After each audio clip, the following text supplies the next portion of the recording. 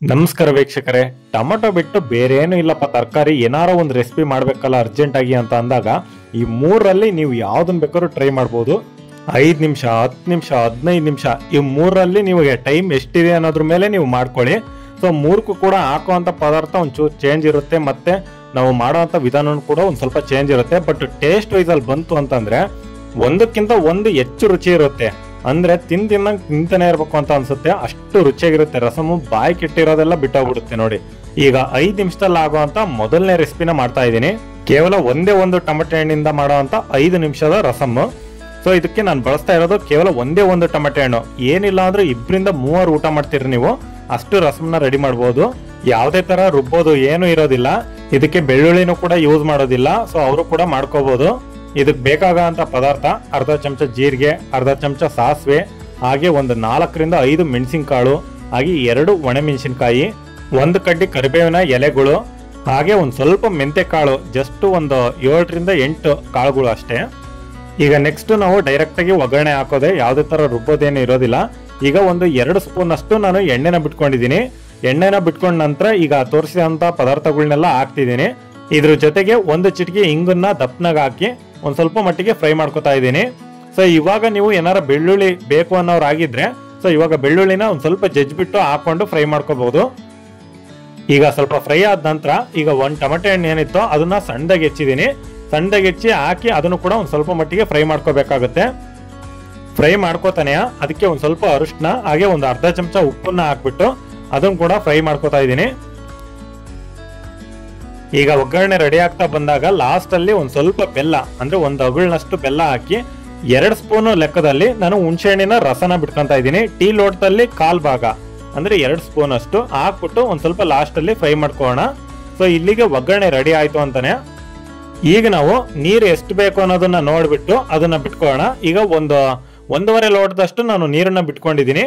ಈಗ ನೀರನ್ನ ಬಿಟ್ಟಾದ ನಂತರ ಅದಕ್ಕೆ ಒಂದು ಅರ್ಧ ಸ್ಪೂನ್ ಅಷ್ಟು ಸಾಂಬಾರ್ ಪುಡಿ, ಹಾಗೆ ಒಂದು ಅರ್ಧ ಸ್ಪೂನ್ ಅಷ್ಟು ನಾನು ರಸಂ ಪೌಡರ್ನ ಹಾಕ್ತಾ ಇದ್ದೀನಿ.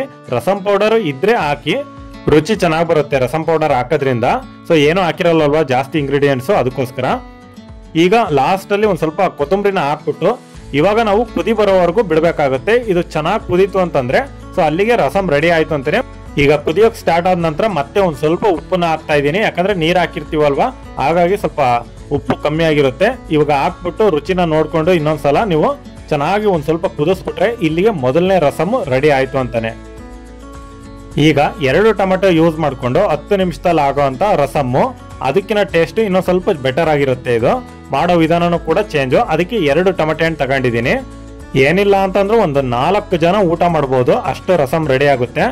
ಸೊ ಇವಾಗ ಅದನ್ನ ಹೆಚ್ಚಿ ಒಂದು ಸಪರೇಟ್ ಪ್ಲೇಟಿಗೆ ಹಾಕೊಂಡಿದ್ದೀನಿ. ಸೊ ಇವಾಗ ಅದೇ ಪ್ಲೇಟಿಗೆ ಒಂದು 2 ಹಸಿಮೆಣಸಿನಕಾಯಿ, ಹಾಗೆ 2 ಒಣ ಮೆಣಸಿನಕಾಯಿ, 6ರಿಂದ 7 ಕಾಳು ಮೆಣಸು, ಹಾಗೆ ಒಂದು ಅರ್ಧ ಚಮಚ ಜೀರಿಗೆ, ಒಂದು ಗೋಲಿ ಸೈಜ್ ಇರೋ ಅಂತ ಹುಣಸೆ ಹಣ್ಣು.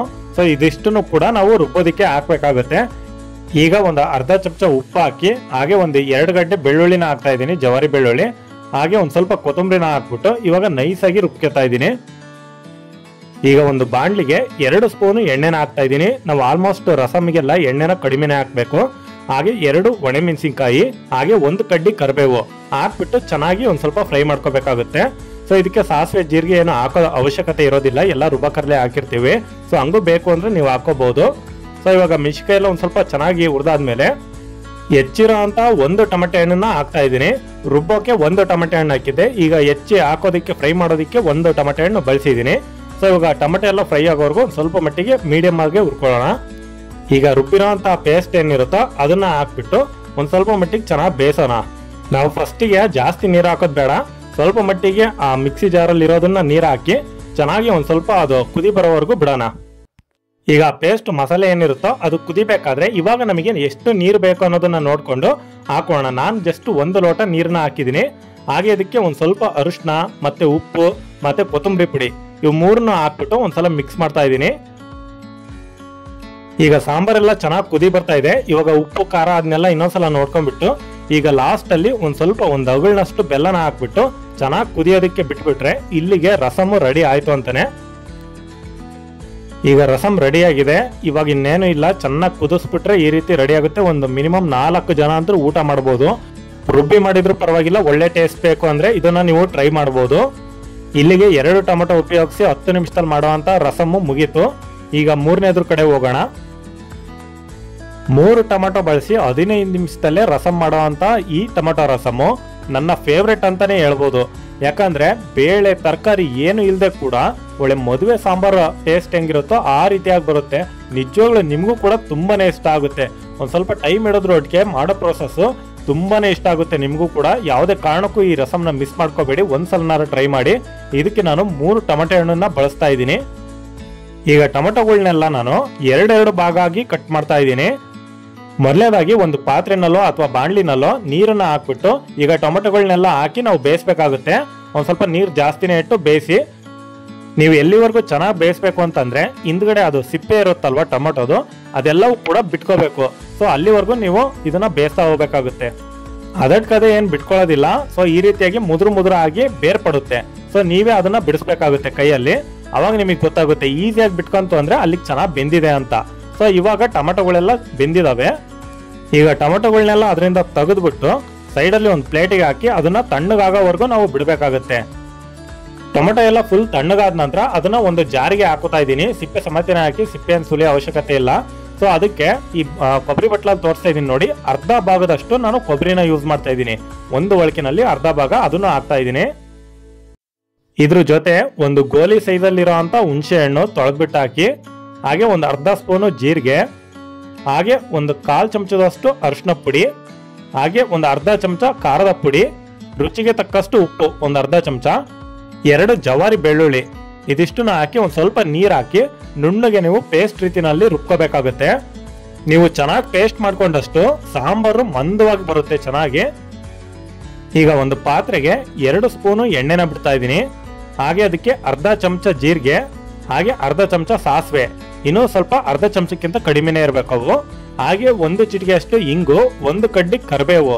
ಸೊ ಇದಿಷ್ಟನ್ನ ಹಾಕಿ ಇವಾಗ ನಾವು ರುಬ್ಬಿರೋ ಅಂತ ಮಸಾಲಾನ ಹಾಕ್ತಾ ಇದ್ದೀನಿ. ಸೊ ಈಗ ಮಸಾಲ ಹಾಕ್ಬಿಟ್ಟು ಆ ರುಬ್ಬಿರೋ ಅಂತ ಜಾರಿನ ನೀರನ್ನೇ ಹಾಕ್ತಾ ಇದ್ದೀನಿ ನಾನು. ಈಗ 1 ಚಮಚ ಧನಿಯಾ ಪುಡಿ, ಹಾಗೆ ರುಚಿಗೆ ತಕ್ಕಷ್ಟು ಉಪ್ಪನ್ನ ಹಾಕ್ಬಿಟ್ಟು ಚೆನ್ನಾಗಿ ಒಂದ್ಸಲ ಮಿಕ್ಸ್ ಮಾಡ್ಕೊಳ್ಳೋಣ. ಇದನ್ನ ಬಿಟ್ಟು ಬೇರೆ ಏನು ಮಸಾಲ ಪದಾರ್ಥ ಬೇಕಾಗಿಲ್ಲ. ಸೊ ಇಷ್ಟರಲ್ಲೇ ಚೆನ್ನಾಗಿ ಬರುತ್ತೆ ರುಚಿ. ಈಗ ಫಸ್ಟ್ ಮಸಾಲಾನ ಬೇಯಿಸ್ಕೊಳ್ಳೋಣ. ಯಾವುದೇ ಕಾರಣಕ್ಕೂ ನೀರೇನು ಹಾಕೋದ್ ಬೇಡ ಇವಾಗ್ಲೇ. ಸೊ ಆದ್ರೂ ಕೂಡ ಎಷ್ಟು ಮಂದವಾಗಿದೆ ನೋಡಿ, ಇನ್ನೂ 1 ಲೋಟ ನಾವು ನೀರನ್ನ ಸೇರಿಸಬಹುದು. ಸೊ ಅಷ್ಟು ಮಂದವಾಗಿ ಚೆನ್ನಾಗಿ ಬಂದಿದೆ. ಈಗ ಕುದಿಯೋದಕ್ಕೆ ಸ್ಟಾರ್ಟ್ ಆಗಿದೆ. ಇವಾಗ ರುಚಿನ ಇನ್ನೊಂದ್ಸಲ ನೋಡ್ಕೊಂಡು ಏನಾರು ಕಮ್ಮಿ ಆಗಿದ್ರೆ ಹಾಕೋಬಹುದು.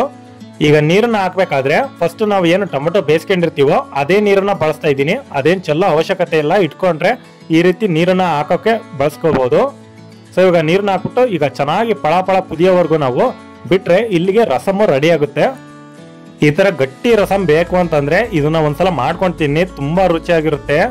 ಹಾಗೆ ನಿಮಗೆ 3 ತರಹದ ರಸಮ್ಗಳನ್ನ ನಾನು ತೋರಿಸಿದ್ದೀನಿ. ಇದರಲ್ಲಿ ಯಾವ್ದು ಇಷ್ಟ ಆಯ್ತು ಅಂತ ಕಮೆಂಟ್ ಮಾಡಿ. ಹಾಗೆ ನನ್ನ ಚಾನಲ್ಗೂ ಕೂಡ ಸಬ್ಸ್ಕ್ರೈಬ್ ಆಗಿ. ಇದೇ ರೀತಿಯಾಗಿ ಹೊಸ ವಿಡಿಯೋಗಳು ನಿಮಗೆ ಇಷ್ಟ ಆಗೋ ರೀತಿನಲ್ಲಿ ಮಾಡ್ತಾ ಇರ್ತೀನಿ. So thanks for watching. ನೋಡಿದ್ದಕ್ಕೆಲ್ಲ ಧನ್ಯವಾದಗಳು.